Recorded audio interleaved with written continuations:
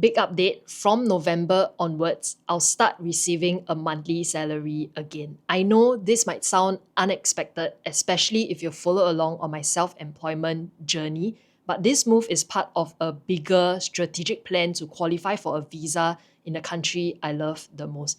In this video, I'll share with you guys why I made this decision and how I'll be managing my money differently now that I'm back on an employment income. And I think this would be really relevant for those of you who are working a 9 to 5 as well. Without further ado, let's dive straight into today's video. Let's go. A little context and background for those of you who are new here. My name is Demi and I started posting financial content on this YouTube channel in April 2022 while I was still at my full-time job.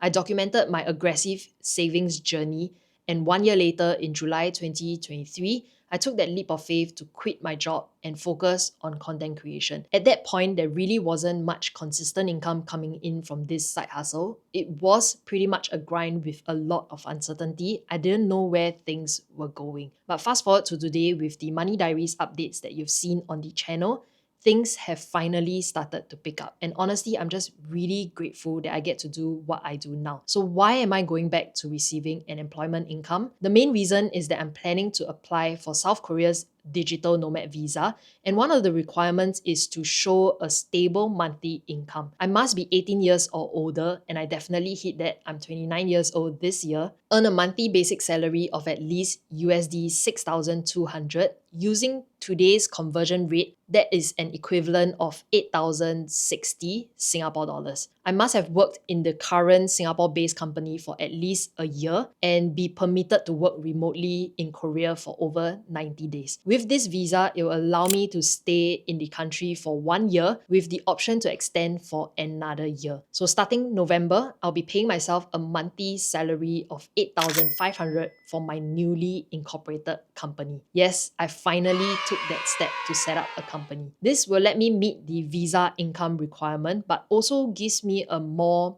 predictable cash flow, which honestly is something that I've kind of missed after being self-employed for over 2 years.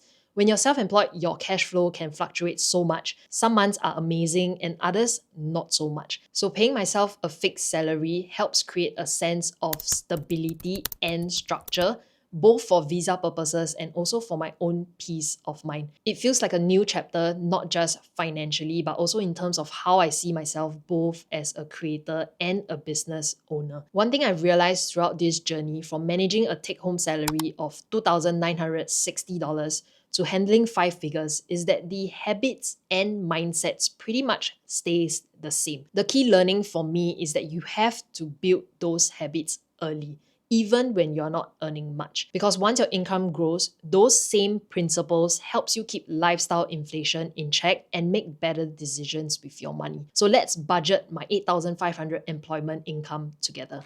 Now that we've got all the information out of the way, this is what truly excites me. I started creating content on this channel talking about budgeting my $2,700 employment income. Fast forward to today, now my gross salary is $8,500. 20% CPF contributions as an employee. It's been a really long time since I've said this. $1,700 will go into CPF. My recurring investments will come next. S&P 500, 2,000 USD, an equivalent of 2,600 Singapore dollars, and also my Nasdaq 100 investment, 500 USD every single month, and that's an equivalent of 650 Singapore dollars. After those recurring investments, I'm left with $3,550. Fixed expenses, it's gonna drop a little because some of the fixed expenses I had previously can actually go under the business. So my new fixed expense amount is $497.80.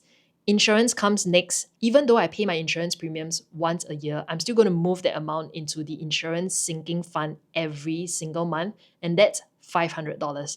This was a habit when I started back when I didn't have much money. I'd always make sure to save up for this kind of big annual expenses in advance so it never catches me off guard. And I don't think I need to remind any one of you how important health insurance coverage is. In my opinion, if you have not sorted out your basic insurance, you shouldn't be investing monies at all. I always imagine, what if I didn't get my hospitalization insurance and something really does happen? Be it whether is it a one-off event or, more unfortunately, I've been diagnosed with something that needs long-term treatment. How am I going to pay the bills? Sure, some of you might say you'd have cash sitting in a bank savings account, or you can also use your MediSave to pay your bills. But what if all of those is still not enough?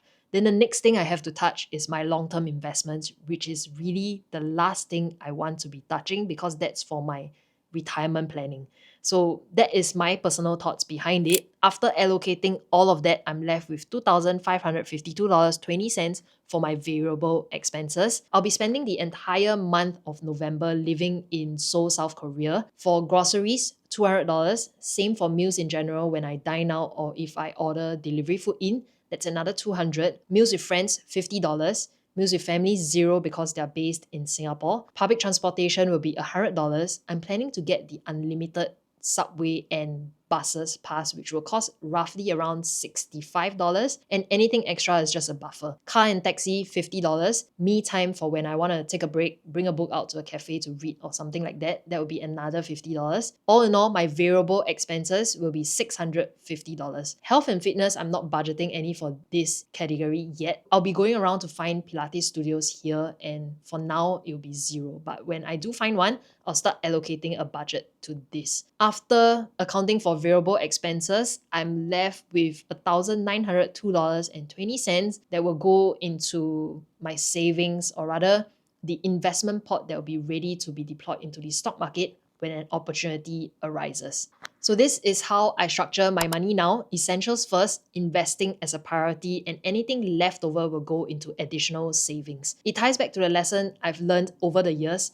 The habits and mindsets really stays the same no matter how much I make. Back then, when I was making only $2,960 take-home salary, this was how I budgeted my money as well. At the end of the day, it's not how much you earn, but how you manage what little you have. And as you earn more, these habits will stay the same. This isn't just about a new chapter, a higher salary, or taking off the visa requirements. I'm being very intentional with the money that I have, planning for the future and continuing to grow as a creator and also now a business owner. If you want to track everything in one place without missing a single transaction, check out my Notion finance tracker with the Apple shortcut feature, where on the go, I can just double tap the back of the phone or use the action button over here to record an expense. I have it linked down in the description box below if you want to check it out for yourself. Remember, it's not just about how much you earn, but how you manage what you have. Build the habits now and your future self will thank you for it. If this video has helped you one way or another, let me know down in the comment section below. Like, subscribe, and follow along because I'm going to be managing my employment income and I'm going back to budgeting all of this every single month, and I hope you follow along on my journey. If you want to join my Telegram community, you can scan this QR code over here. It's free to join. As usual, have a great week ahead and I'll catch you guys in my next video. Bye-bye.